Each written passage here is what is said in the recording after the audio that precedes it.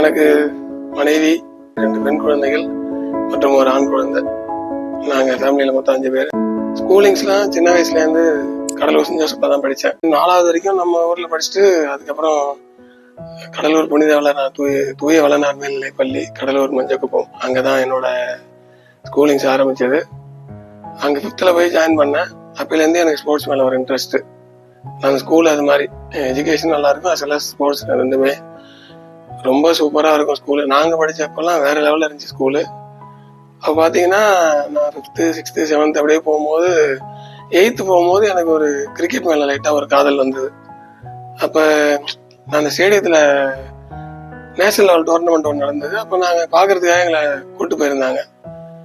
அப்போ ஸ்டேடியத்தில் போய் உள்ளார உட்காந்து நாங்களே 1500 ஸ்டூடெண்ட்ஸ் கிட்ட இருந்தோம், ஹாஸ்டல் பசங்க ப்ளஸ் ஆடியன்ஸ் எல்லாம். ஆல்மோஸ்ட் நம்ம கடலூர் ஸ்டேடியம்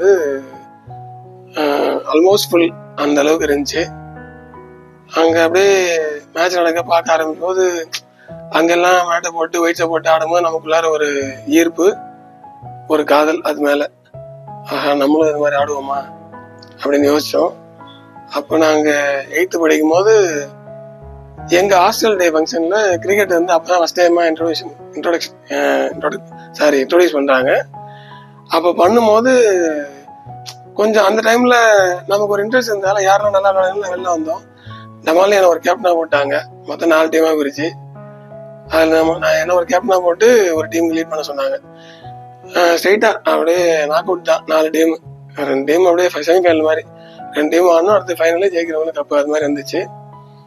நாங்கள் அப்போ தான் போகிறோம், ஆக்சுவலாக கிரிக்கெட் அப்போ தான் ஸ்டார்ட் பண்ணுறோம். அதுக்கு முன்னாடி நாங்கள் எங்கள் ஹாஸ்டல் ரெக்ரியேஷன் டைமில் அந்த கொஞ்சம் டைமில் சும்மா அங்கே நிறைய தூங்குஞ்சு மரங்கள்லாம் இருக்கும், அங்கே வச்சு ஒரு பேட் வச்சுட்டு ரப்பர் பாலில் விளையாட ஆரம்பித்தோம் சும்மா. அங்கே அந்த இதில் அப்படியே ஒரு இன்ட்ரெஸ்டில் டக்குன்னு அந்த இன்ட்ரெஸ்டில் போயிட்டு அங்கே ஆட ஆரம்பித்தோம். அதுக்கப்புறம் இது ஃபஸ்ட் டைமாகவே அப்போ ஹாஸ்டல் டே ஃபங்க்ஷனில் கிரிக்கெட் ஸ்டார்ட் பண்ணிட்டாங்க. சரி நம்ம போவோம் அப்படின்னு சொல்லிட்டு போய் தான் இது மாதிரி ஆடணும். அங்கே போனோடனே ஃபஸ்ட் எடுத்தோன்னே கார்க் பால் கொடுத்துட்டாங்க. நாங்கள் ரப்பர் பால் ஆடிட்டு இருந்தோம். கார்க் பால் ஆடினோடனே எங்கள் பசங்களுக்கு எல்லாருக்கும் பயம், இருந்தாலும் கொஞ்சம் தைரியமாக ஆடுவோமே அப்படின்னு சொல்லிட்டு ஆடினோம்.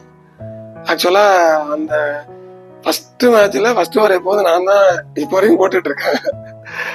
ஆனால் அன்னைக்கும் நான் தான் எங்கள் பசங்கள்லாம் சரி நீங்களே போடுங்க அப்படின்னு சொல்லி சொன்னாங்க. நான் தான் போய் ஸ்டார்ட் பண்ணேன். ஃபஸ்ட் ஓவரில் ஒரு வைடு போட்டேன், 2 ரன் போச்சு, ஆனால் விக்கெட் எதுவும் எடுக்கல. அதுக்கடுத்து செகண்ட் ஓவர் அது மாதிரி போச்சு. அப்படியே நாங்கள் ஆடினோம். ஆப்பனண்ட் 86 தான் அடித்தாங்க, நல்லா ஞாபகம் இருக்கு. அப்போ 10 ஓவர் தான் மேட்ச்ன்றதால 86 அடித்தாங்க. அப்புறம் எங்கள் டீம்லேருந்து நாங்கள் ஆடும்போது அப்போல்லாம் அதான் நம்ம நியூ பால் நம்மளே போடுறது, நம்மளே ஓப்பனிங் ஆடுறது அந்த மாதிரி தான். அப்புறம் நாங்கள் ஓப்பனிங் ஆடினோம். நானும் என் ஃப்ரெண்டு பாபுன்னு சொல்லிட்டு ஒரு பையன், நான் தான் ஓப்பனிங் இறங்கணும். நாங்கள் இறங்கி அப்படியே தட்டி ஆடிட்டு இருந்தோம். ரொம்ப பெரிய ஷாட்லாம் இனிஷியலாக போகல, ஏன்னா அப்போ தான் நாங்கள் ரப்பர் பால்லேருந்து கார்க் பால் வச்சுட்டு பார்க்குறோம்.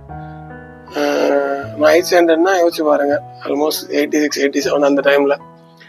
அப்போ கார்க் பால் அப்போ தான் என்ன சொல்கிறது, கார்க் பால் யாரும் பார்த்துருக்கவே மாட்டோம் அந்த மாதிரி. அப்படி இருக்கிற பட்சத்தில் அப்போ ஆட ஆரம்பித்து அதில் தட்டி ஆட ஆரம்பித்து அப்படியே ஆடினோம். அந்த 9.2ல் ஜெயிச்சோம், நல்லா ஞாபகம் இருக்குது. நான் செகண்ட் ஓவர்ல அவுட் ஆகிட்டேன். நான் ஒரு பெரிய ஷாட்டுக்கு போய் அதுக்கப்புறம் 3 விக்கெட் வந்துச்சு. பசங்க அப்படியே சேஸ் பண்ணி ஜெயிச்சிட்டாங்க.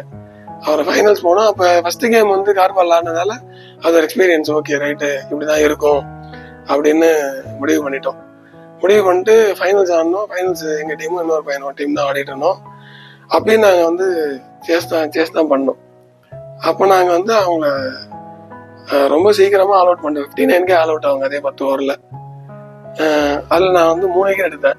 என் ஃப்ரெண்டு அவங்க எல்லாருமே அப்படியே ஆடினாங்க, எல்லாம் எடுத்துட்டோம். 59 ஆல் அவுட் ஆகுங்க. நாங்கள் அதை ஆல்மோஸ்ட் 6 to 7 ஹவர்ஸில் சேஸ் பண்ணியாச்சு. அதை சேஸ் பண்ணி ஜெயிச்சிட்டோம். ஃபஸ்ட் டைமாக கிரிக்கெட் ஆட போய் ஃபஸ்ட் டைம் ஜெயிச்சு. அப்போல்லாம் எங்களுக்கு கப்லாம் தரமாட்டாங்க, கப்லாம் கிடையாது.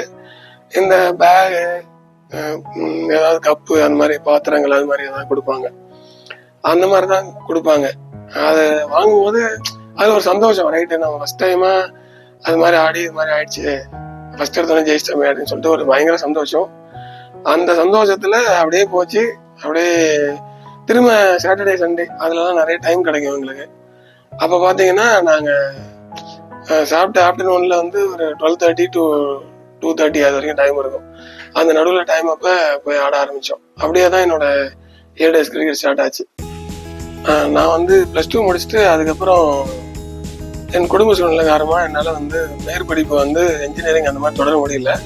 அப்போ வந்து எனக்கு எங்கள் அப்பா வந்து என்னை டிப்ளமோ தான் சேர்த்து விட்டாங்க.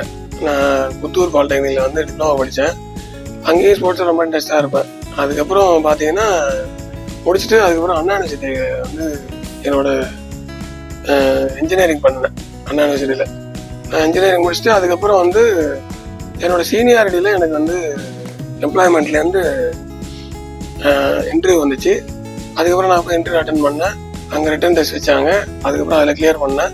அதுக்கப்புறம் வைவா ஆச்சு. அதில் செலக்ட் ஆகிட்டு நான் மின்சார வாரியத்து உள்ளார வந்தேன்.